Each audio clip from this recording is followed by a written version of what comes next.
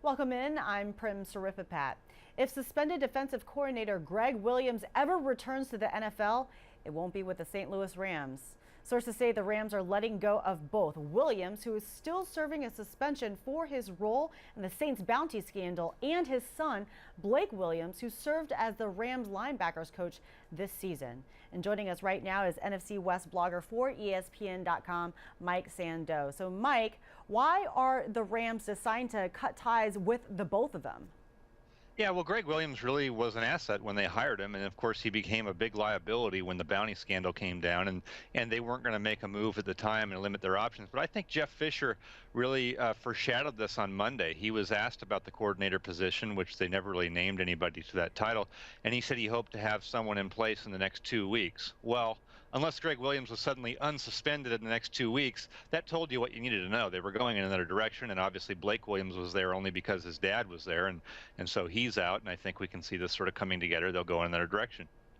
Well, it's an interesting situation for Gregg Williams because when Saints general manager Mickey Loomis and linebackers coach Joe Vitt completed their suspensions, they just returned to work. But Williams has been suspended indefinitely by the NFL. So what is next for him? He's just got to wait. I mean, he's been trying to do, I think, a lot of stuff in the community and do whatever the NFL has wanted him to do, which is mostly keep a low profile. But I don't know if he's untouchable at this point. I mean, is he so good as a coordinator that some team is going to be willing to take on all that baggage? I just don't know at this stage. Well, right now, as we know, the Rams aren't willing to deal with that baggage. As you mentioned, Coach Jeff Fisher wants and hopes to name a new coordinator within the next couple of weeks. So who are some prospects? Well, that's a great question. I mean, you'd have to go back to probably Fisher's past in Tennessee. But when I look at what they've got already there, I mean, Dave McGinnis is the assistant head coach.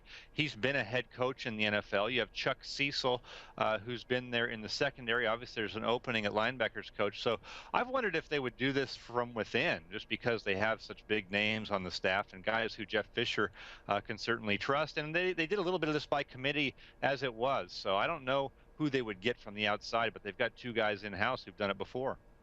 Mike Sando, thanks a lot for your time today. Thank you. For more on this story, please keep it logged on right here on ESPN.com. I'm Prim Sarifapat with your latest ESPN headline.